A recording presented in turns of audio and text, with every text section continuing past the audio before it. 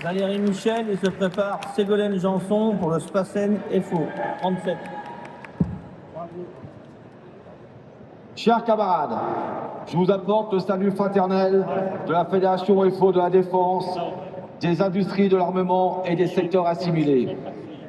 Je suis porteur du mandat du syndicat FO Défense Ballard-Arcueil pour le vote favorable des rapports d'activité de trésorerie. Je suis le secrétaire général de la Fédération FO Défense et j'en profite pour passer ici le salut fraternel de Gilles Goulm, mon prédécesseur. Notre fédération, c'est à la fois le secteur public et le secteur privé. 65 000 agents publics du ministère de la Défense, devenu ministère des Armées sous la présidence d'Emmanuel Macron, et des salariés du secteur privé de la base industrielle et technologique de la Défense que nous partageons avec d'autres fédérations de notre organisation.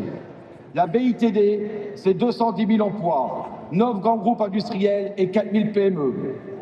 Si notre ministère est aujourd'hui sous les feux des projecteurs depuis la loi de programmation militaire 2024-2030, et plus encore avec son projet d'actualisation, une chose doit être claire.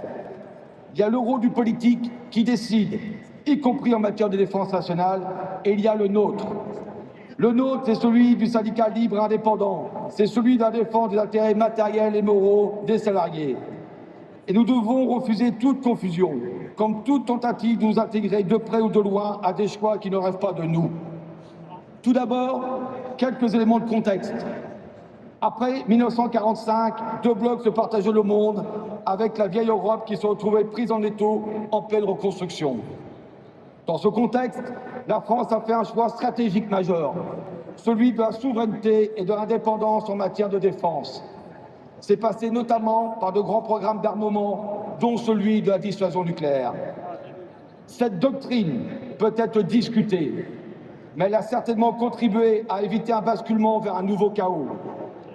Il est bon de rappeler que ce n'est pas la force qu'il faut bannir, c'est on est faible et à la merci de tous. Ce qu'il faut bannir, mes chers camarades, c'est l'usage de la force. Il faut donc créer les conditions d'une coexistence pacifique entre les peuples. Après la chute du mur de Berlin, des choix politiques ont conduit à une réduction continue et massive de l'effort de défense. Coupe budgétaire dès 90, armée de métier en 96, suppression de 54 000 emplois au ministère de la Défense en 2010, puis la MAP en 2014 qui a poursuivi les politiques d'austérité. Mais pendant toute cette période de baisse de budget de la défense, avons-nous vu en parallèle une amélioration des politiques publiques? Moins pour la défense et toujours moins pour l'école. Moins pour la défense et toujours moins pour l'hôpital. Moins pour la défense et toujours moins pour les politiques industrielles. Moins pour la défense et toujours moins pour les enjeux environnementaux. Mes camarades, aujourd'hui, on nous explique qu'il faut réinvestir massivement face aux menaces. Mais qu'on ne vienne pas nous dire que ce sera encore aux travailleurs de payer. Mes chers camarades, nous ne sommes pas là pour accompagner la politique de défense. Nous sommes là pour défendre les travailleurs. Afin qu'il n'y ait aucune ambiguïté, je précise que notre fédération s'inscrit pleinement dans l'héritage de celles et ceux qui nous sont précédés fédéralement comme confédéralement. Nous sommes toujours restés à notre place sur le terrain syndical, un terrain guidé par notre histoire et par les valeurs portées dès l'origine de notre organisation, à l'image de Léon Jouot, seul syndicaliste prix Nobel de la paix. Oui, à FO, nous avons une haute idée de la paix, et les agents de notre ministère y contribuent chaque jour dans leur mission. FO Défense est clair, nous n'opposons pas les budgets. Ce n'est pas à nous de choisir entre un porte-avions, un hôpital ou des écoles. Mais financer une loi de programmation militaire au détriment des piliers issus du Conseil national de la résistance, tels que la sécurité sociale, la fonction publique et les branches professionnelles, serait inacceptable. Ce serait une faute grave et nous la combattrons. Mes chers camarades, je vais presque conclure.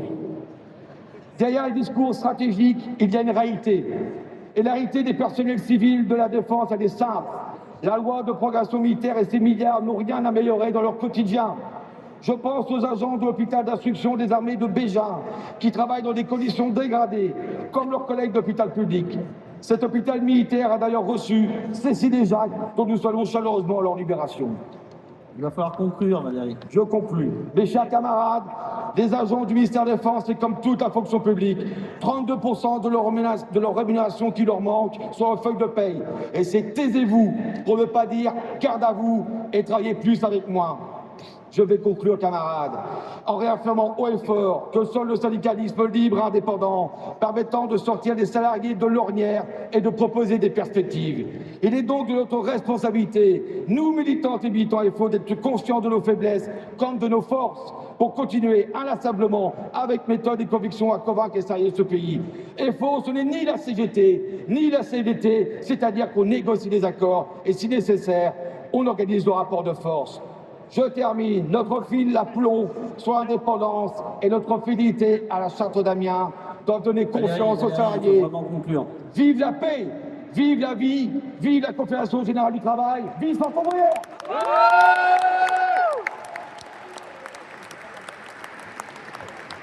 Ségolène Janson.